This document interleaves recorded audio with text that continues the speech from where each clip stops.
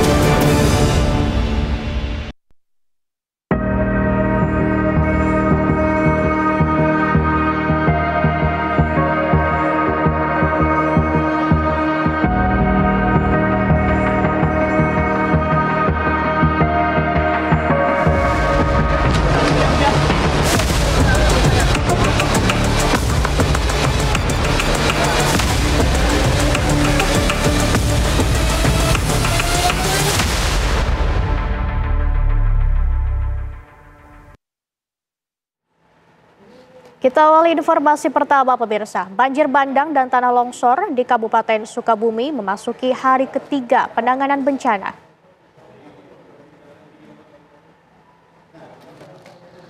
Banjir bandang merusak ratusan rumah dan mengakibatkan satu jembatan penghubung terputus. Akibatnya sebanyak 264 jiwa terdampak dan 304 jiwa mengungsi. 3 orang meninggal dunia dan 5 orang masih dalam pencarian. Dari 26 kecamatan yang terdampak, BNPB memberikan status tanggap darurat bencana pada 3 kecamatan. Selain memberikan ganti rugi bagi rumah yang terdampak, pemerintah pusat akan membantu pemulihan infrastruktur jembatan yang ambruk akibat banjir bandang.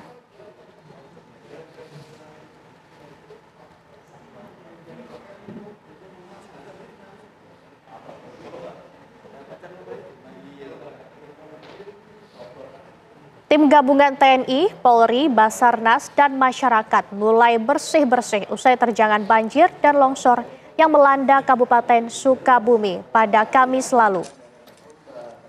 Akibat banjir, ratusan rumah dan 1 buah gereja di Kecamatan Pelabuhan Ratu ambruk akibat tak kuat menahan kuatnya debit air.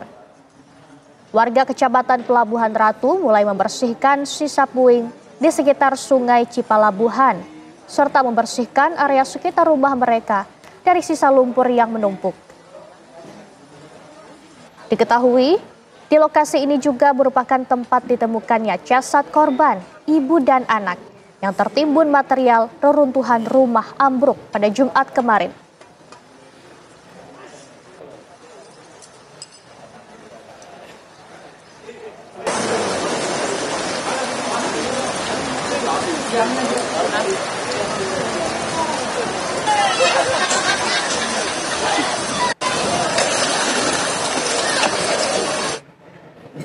Wakil Presiden Gibran Rakabuming Raka mengunjungi lokasi banjir bandang yang menerjang Kabupaten Sukabumi, Jawa Barat.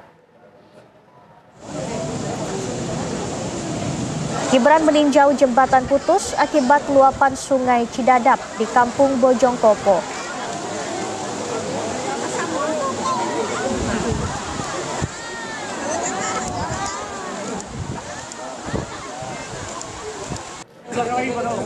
Wapres juga mengunjungi rumah penduduk yang diterjang banjir. Gibran menginstruksikan percepatan penanganan bencana, terutama pemulihan infrastruktur.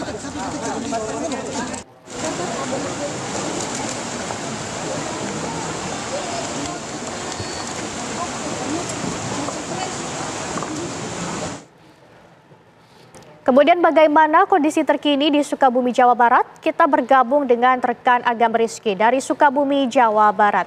Selamat malam, Agam. Bagaimana kondisi terkini di sana? Apa informasi terbaru yang Anda dapatkan?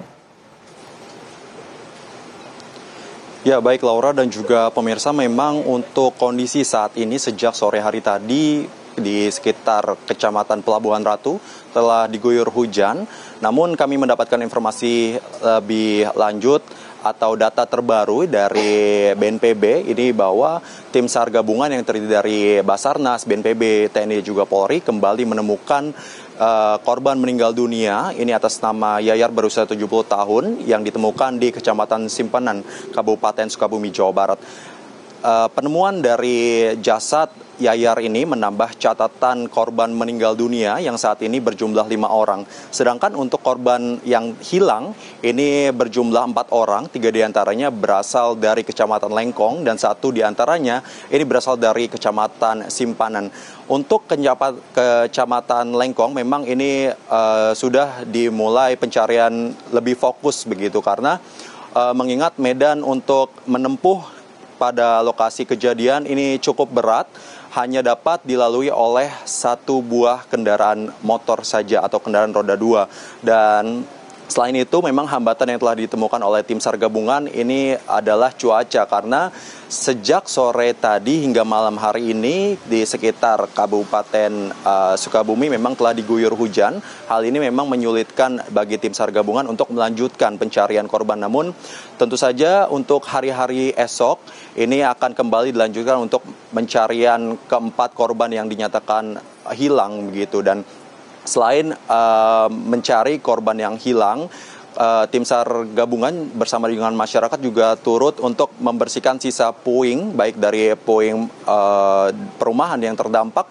maupun sisa pohon atau kayu besar yang berada di sekitar perumahan mereka. Karena kami tadi sempat melihat di sekitar Kecamatan Pelabuhan Ratu ini, tim SAR gabungan bersama dengan masyarakat turut untuk melakukan pembersihan dengan melakukan pemotongan kayu dan juga membersihkan sisa lumpur yang berada di sekitar perumahan warga tersebut. Karena mengingat lumpur yang berada di Kecamatan Pelabuhan Ratu ini cukup tebal dan ini juga mengharuskan masyarakat untuk melakukan pembersihan lebih lanjut karena cuaca yang berada di sekitar Kecamatan Pelabuhan Ratu ini sudah atau tidak bisa diprediksi begitu. Jika tadi siang kami mengabarkan ini cuaca cukup panas, namun sore menuju malam hari cuaca hujan begitu. Untuk sementara demikian, Laura. Baik, Agam Rizky mengabarkan langsung dari Sukabumi, Jawa Barat. Terima kasih atas laporan Anda.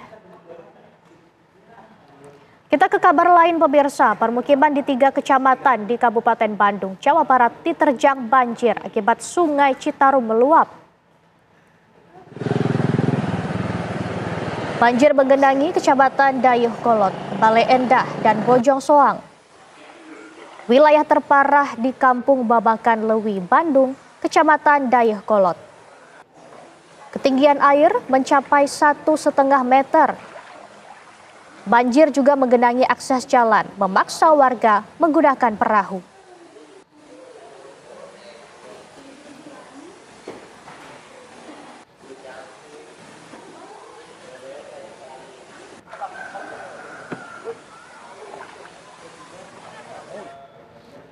Pemirsa, bus karyawan pabrik mogok di tengah banjir di daerah Dayeuhkolot, Bandung, Jawa Barat.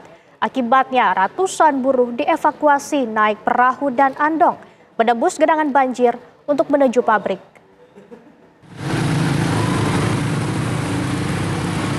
Banjir masih menggenangi jalan utama yang menghubungkan Dayeuhkolot dan Bale Endah di Kabupaten Bandung, Jawa Barat. Bus jemputan karyawan ini nekat menerobos lokasi banjir menuju pabrik, namun mogok di tengah banjir setinggi 60 cm. Akibatnya puluhan karyawan terpaksa dievakuasi menggunakan perahu karet dan andong.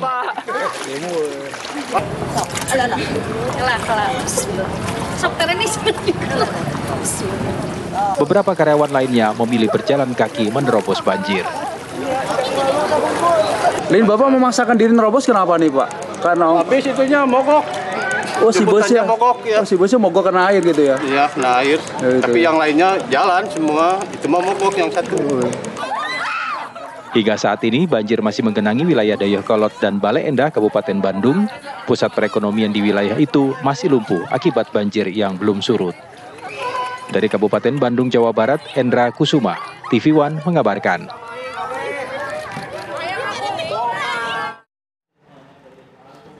Ketinggian muka air di Bendung Katulampa, Kota Bogor, Jawa Barat 50 cm atau berada pada siaga 4. Untuk wilayah Jakarta dan sekitarnya, khususnya yang tinggal di bantaran Kali Ciliwung, diharapkan tetap waspada banjir.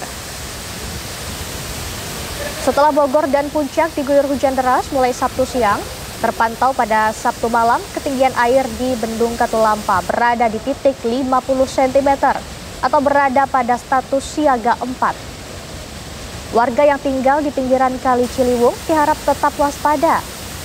Diperkirakan volume air yang melewati bendungan tersebut sebanyak 35.000 liter per detik. Saat ini untuk kondisi di wilayah Puncak sendiri masih diguyur hujan berintensitas ringan. Pihaknya masih terus berkoordinasi dengan penjaga pintu air di Puncak, Depok, dan Jakarta untuk memantau volume kenaikan air di aliran Sungai Ciliwung. Untuk itu warga yang berada di pinggiran Sungai Ciliwung harap waspada dengan kondisi saat ini.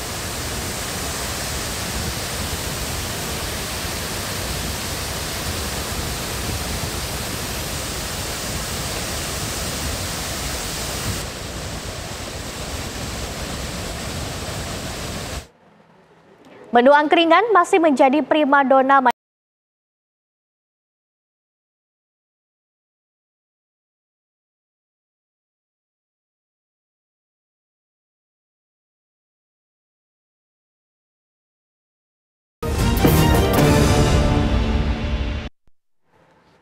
Pemirsa, Anda masih bersama kami di Kabar Utama.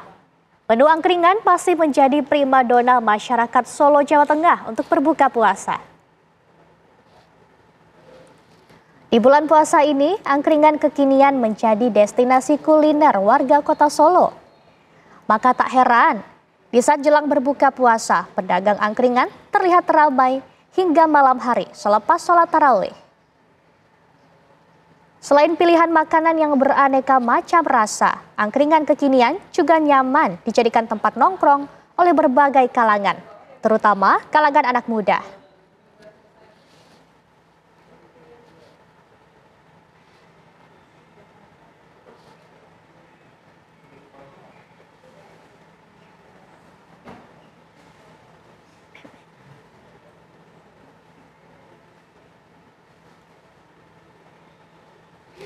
Untuk mengetahui informasi terbaru mengenai kuliner khas Ramadan di kota Solo, Jawa Tengah, kita terhubung dengan reporter TV One Arga Dumadi.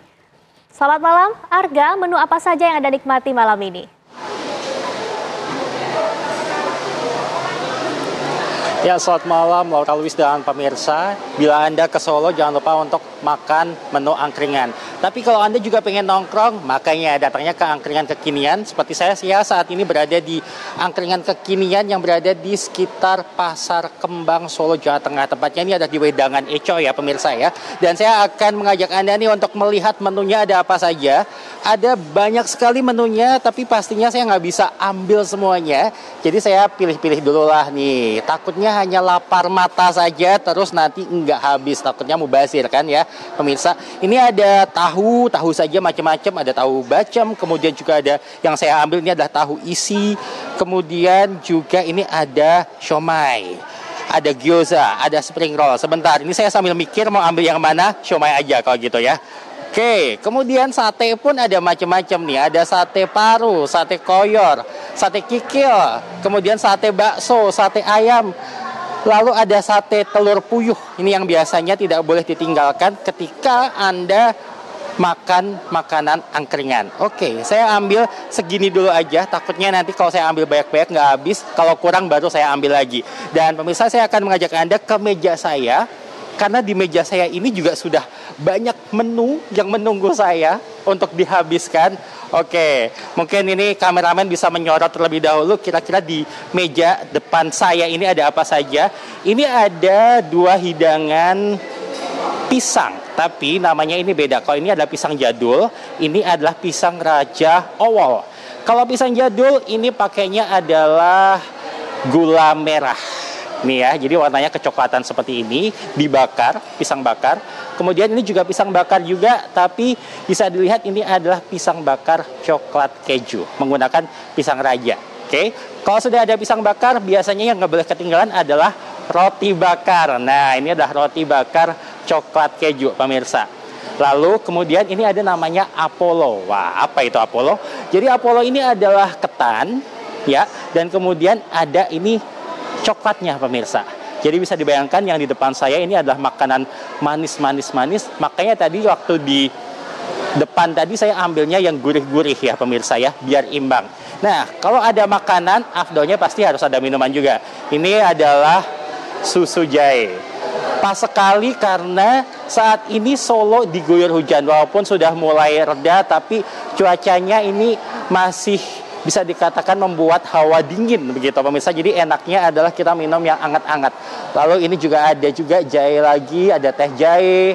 Kemudian juga ada jahe yang menggunakan serai, dan juga ada ini wedang tape. Sebentar, saya mulai bingung pemirsa harus makan yang mana dulu. Tapi yang menggoda mata saya ini yang pertama adalah pisangnya ini dulu, pemirsa. Oke. Baik, saya singkirkan dulu. Ini ada gula jawanya yang nanti dimasukkan ke minuman-minuman ini. Saya akan makan dulu pisangnya ya. Saya lagi pengen yang manis-manis setelah berbuka tadi pakai yang gurih, pemirsa. Bismillahirrahmanirrahim. Oke, ini ya sedikit dulu.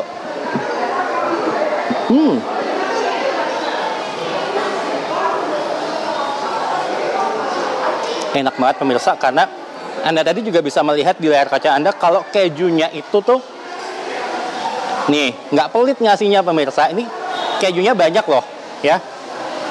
Nih, kejunya banyak nih. Coklatnya pun juga banyak, pemirsa, nggak pelit. Jadi rasanya waktu di mulut saya ini nyampur banget antara rasa kejunya yang gurih, kemudian coklatnya ini yang manis. Tambah juga ini pisang rajanya tuh empuk banget. Dan udah manis juga kayaknya, tanpa ada dikasih coklatnya ini. Nih, saya makan lagi ya, pemirsa ya.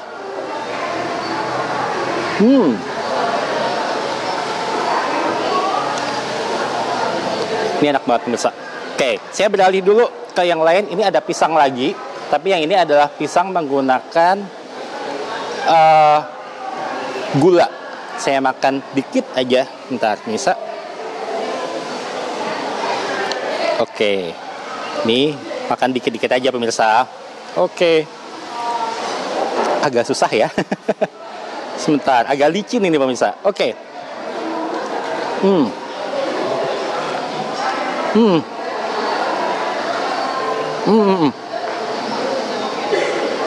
Ini enak banget. Dan emang afdolnya diminum pakai susu jahe. Manis.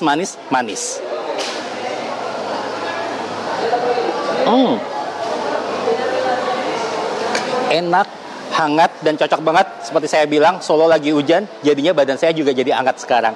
Oke, saya mau lanjutin makan, pemirsa, dan pastinya nggak bisa ngajak Anda untuk makan dan minum di sini. Jadi saya balikin ke Jakarta bareng sama Laura Louis. Baik, terima kasih atas rekomendasi Anda, Arga Dubadi. Selamat menikmati hidangan Anda kembali.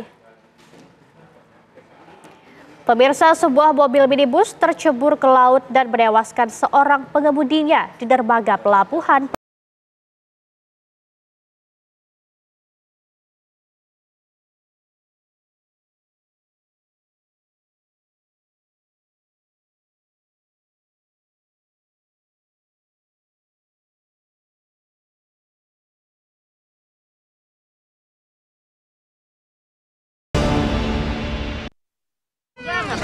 Mengevakuasi beberapa warga.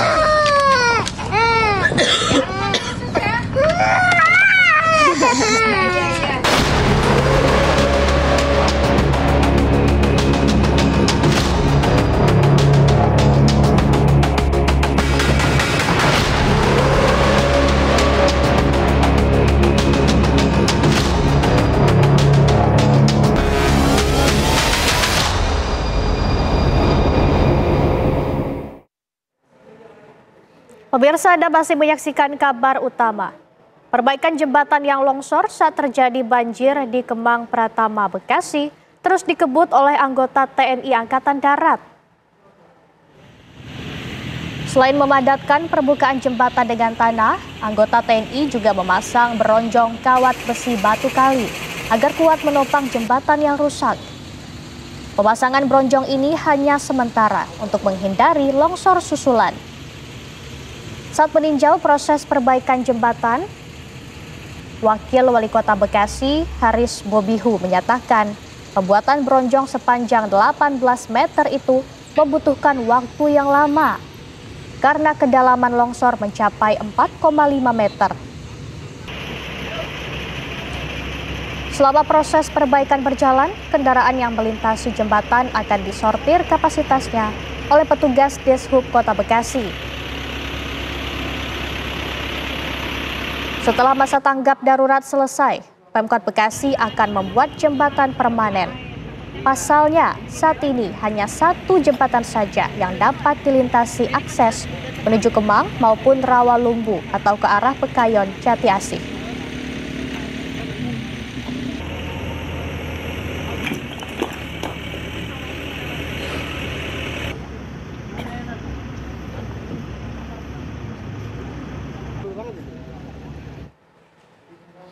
Meski hujan deras, namun proses pembongkaran kawasan wisata Hibis Fantasi di Puncak Bogor hari ini tetap dilanjutkan.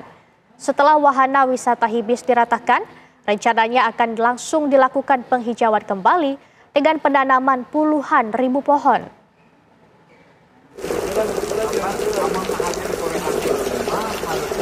Proses pembongkaran kawasan wisata Hibis Fantasi di Puncak Bogor hari Sabtu ini kembali dilanjutkan.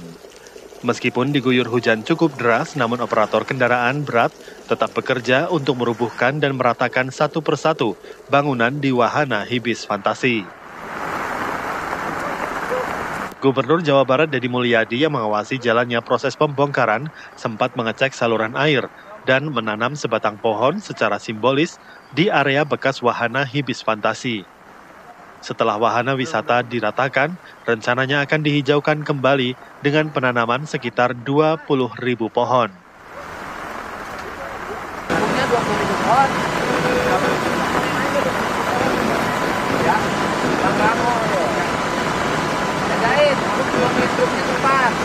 Orang hari ini banjir, baru sadar bahwa hutan itu dibutuhkan. Baru sadar, kita ini harus berencana dulu, baru sadar. Belum berencana, nggak sadar-sadar. Saya ngomong begitu udah setiap tahun yang 2021, saya udah tunggu Menteri DPR, ngerti masalah ini. Masih ada yang dengar. Untuk pembongkaran wahana Hibis Fantasi, petugas mengerahkan 8 unit alat berat berukuran besar, mengingat ukuran bangunan di wahana Hibis Fantasi cukup megah. Dari Bogor, Jawa Barat, Eko Hadi, TV One mengabarkan. Banjir besar yang melanda kawasan Bekasi Raya hingga Karawang, Jawa Barat, dan beberapa wilayah lainnya seperti Sukabumi hingga kawasan Puncak, Kabupaten Bogor, bahkan Jakarta dinyatakan berasal dari tata ruang yang salah di kawasan Puncak itu sendiri. Gubernur Jawa Barat, Deddy Mulyadi, membuat keputusan drastis untuk membongkar sebuah kawasan wisata yang dinyatakan menyalahi aturan tata ruang hingga mengakibatkan banjir besar di wilayah Bogor Raya dan sekitarnya.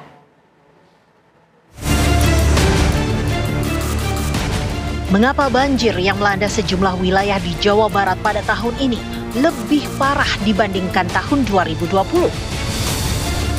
Padahal curah hujannya tak se-ekstrem curah hujan 2020 yang mengakibatkan banjir di wilayah-wilayah terdampak hujan tersebut. Jawabnya adalah penataan kawasan Puncak Kabupaten Bogor, Jawa Barat yang menjadi hulu dari sejumlah sungai di Bekasi Raya, Karawang, Bogor Raya, dan Sukabumi. Ini sebelum dibangun apa? Kosong apa kebun teh gitu?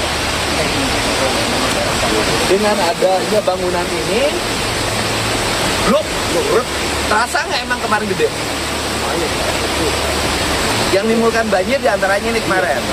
Ini Sarua. Gubernur Jawa Barat Deddy Mulyadi mengambil langkah besar untuk segera menertibkan kawasan Puncak yang seharusnya menjadi kawasan resapan air. Sasaran pertamanya adalah destinasi wisata Hibisk Fantasi Puncak yang dikelola oleh BUMD Jawa Barat. Hibisk dinyatakan menyalahgunakan aturan perizinan hingga menyerobot kawasan kebun teh dan lahan alih fungsi hutan di Gadok, Cisarua. Pembongkaran pun dimulai Kamis lalu. Padahal Hibisk baru dibuka 11 Desember 2024. Pembongkaran sekaligus penutupan Hibisk ini pun disambut warga. Banyak harus dibongkar buat penghijauan lagi. Saya Bongkar dalam artian apa, Pak? artian penghijauan supaya tidak ada dampak air ke bawah. Jadi Itu aja. minta dinormalkan Nah, kembali. dinormal kembali. Saya ingin normal kembali. Penghijauan semua. Dengan Bapak siapa, Pak? Pak Soleh dari Gangkat ini, Anggrek ini, tempat saya ada yang korban, udah hanyut. Bapak warga Anggrek ini, Pak? Saya kesel, talinya kecil, sungai sekarang jadi gede. Gara-gara ini, wisata ini. Deddy Mulyadi selaku pemimpin Provinsi Jawa Barat ingin mengembalikan fungsi kawasan Puncak sebagai kawasan resapan air. Begitupun sejumlah kawasan lain dalam wilayah kerjanya. Dari titik yang satu di gunung itu melahirkan bagaimana proses ekologi yang melahirkan produksi. Nah, jadi saya ini termasuk orang yang begitu menghormati gunung. Begitu menghormati gunung, sehingga ketika gunung itu orang seenaknya demi kepentingan komersial membelah hutannya hanya untuk kesenangan-kesenangan dan duit. Saya nangis. Kenapa? Bagi saya sebagai orang Sunda, saya merasa martabat saya direndah. Saya bukan janji loh. Ketika visi misi saya itu udah jelas. Yang pertama saya lakukan adalah perubahan tata ruang. Dan hari Selasa, para bupati wali kota akan berkumpul di Depok dengan Menteri ATR BPN untuk bersama-sama melakukan tata ruang seprovinsi Jawa Barat. Seperti apakah keseriusan pemerintah Jawa Barat untuk menertibkan kawasan-kawasan resapan air di sana? Apakah penutupan Hibisk Fantasi Park benar-benar jadi langkah awal untuk mengembalikan fungsi lahan sebagaimana mestinya? Tim TV One mengabarkan. Kita ke informasi lainnya pemirsa, sebuah mobil minibus tercebur ke laut dan menewaskan seorang pengemudinya di dermaga Pelabuhan Pelantar 2, Tanjung Pinang, Kepulauan Riau. Tim SAR langsung menggelar evakuasi dan mendapatkan korban telah meninggal dunia. Saya jaga gitu ya. Ada mobil di depan itu ya. Untuk orang tak lindas kok. Orang lewat-lewat gitu kan bahaya tuh.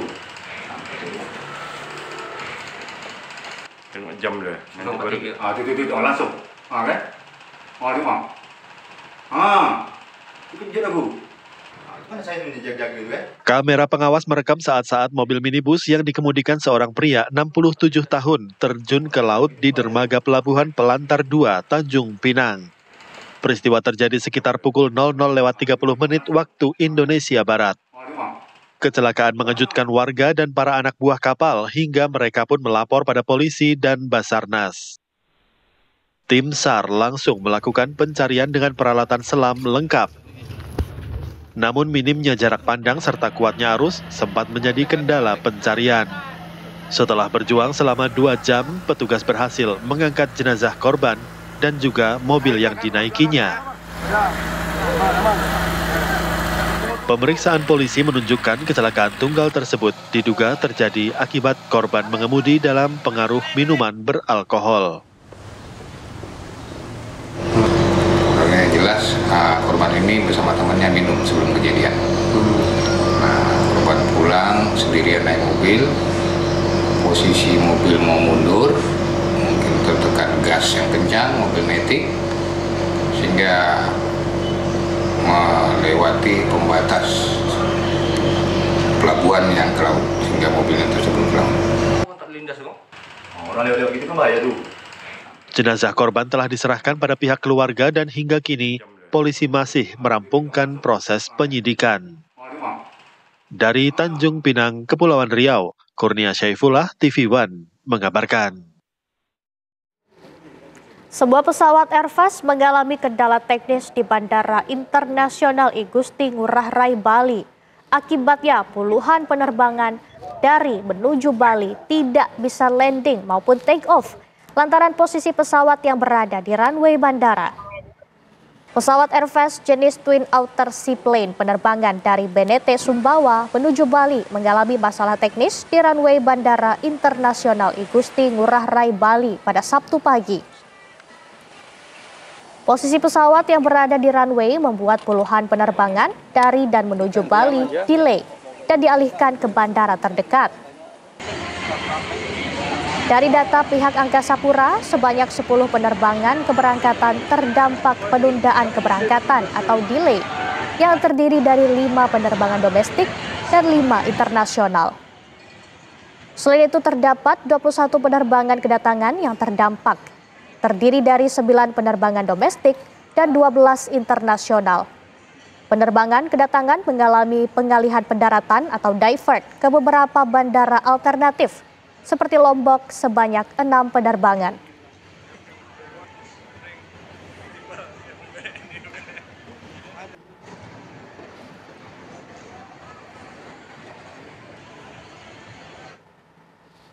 Pemirsa, kami masih akan kembali usai jeda dengan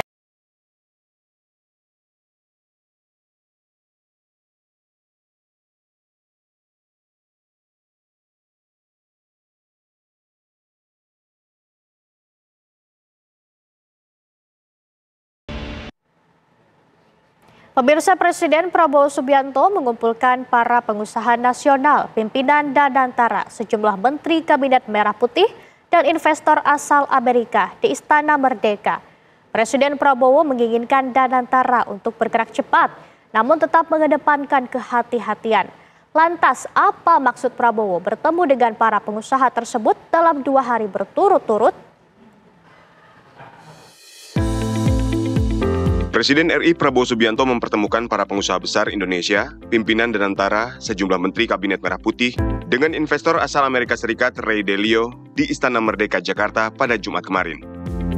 Para pengusaha yang hadir diantaranya Sugianto Kusuma atau Aguan, Antoni Salim, James Riyadi, Franky Usman Wijaya, Prayogo Pangestu, Tommy Winata, Hilmi Panigoro, Hairul Tanjung, Haji Isam, Boy Thohir, dan Anindya Bakri.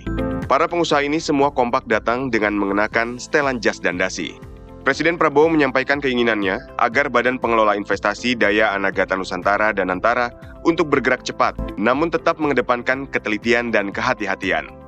Prabowo menambahkan semua entitas ekonomi kita yang dilaksanakan dengan efisien dapat bersaing dengan semua entitas di dunia. Prabowo juga mengundang semua pihak yang dapat memberikan pandangan-pandangan kritis dalam melakukan investasi. Pengelolaan aset-aset Indonesia itu bisa dilakukan dengan sebaik-baiknya, sehati-hati mungkin, dan bahwa nanti semua entitas ekonomi kita dilaksanakan dengan efisiensi yang bisa bersaing dengan semua entitas di dunia. Tapi kita akan bergerak dengan sangat teliti dan hati-hati. Kita akui sendiri bahwa kita banyak perlu perbaikan semuanya supaya kinerja aset-aset kita cukup baik. Kita mengundang semua pihak yang bisa memberi kepada kita suatu pandangan-pandangan yang kritis, pengalaman mereka, bagaimana mereka melakukan investasi. 1 hari sebelumnya, Prabowo menerima 8 pengusaha di Istana Kepresidenan Jakarta. 8 pengusaha itu adalah Antoni Salim, Sugianto Kusuma atau Aguan, Prayogo Pangestu, Boy Thohir, Franky Wijaya, Dato Sri Tahir, James Riyadi, dan Tommy Winata. Pertemuan itu menjadi ajang diskusi strategis antara pemerintah dan para pengusaha mengenai perkembangan ekonomi nasional serta program-program utama pemerintah. Lantas, apa maksud Prabowo bertemu dengan para pengusaha tersebut dalam 2 hari berturut-turut? Tim TV One mengabarkan. Harga sejumlah bahan pokok di berbagai daerah pada bulan Ramadan ini mulai merangkak naik. Kenaikan terjadi pada harga daging, cabai, bawang putih, dan bawang merah.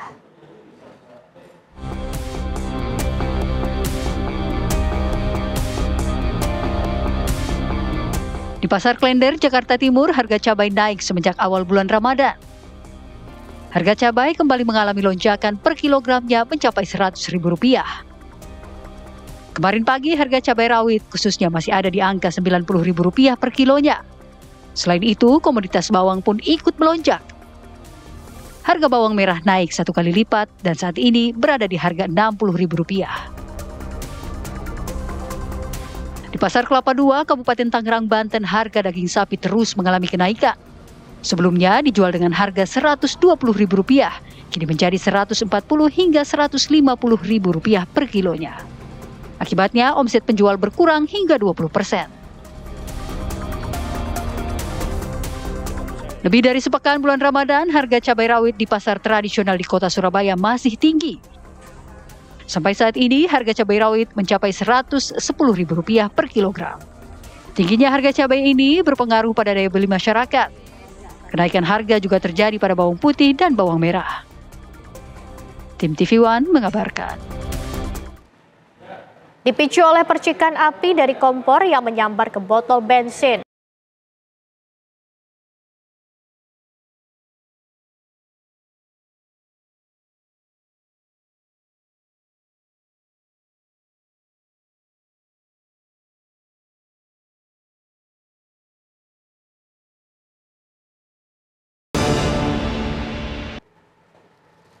Dipicu oleh percikan api dari kompor yang menyampar ke botol bensin, sebuah warung makan di kawasan Pantai Selatan, Gunung Kidul, Yogyakarta, ludes terbakar.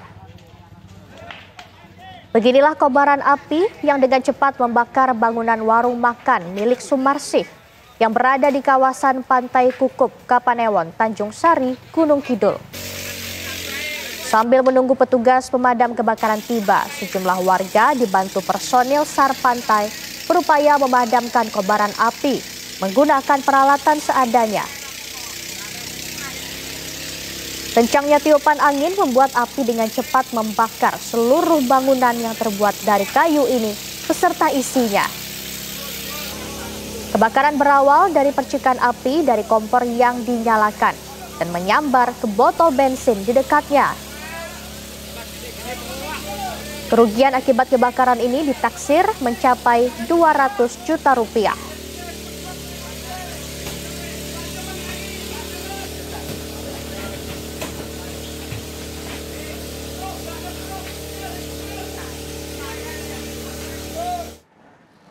Dan pemirsa, usai sudah kebersamaan kita di kabar utama malam ini.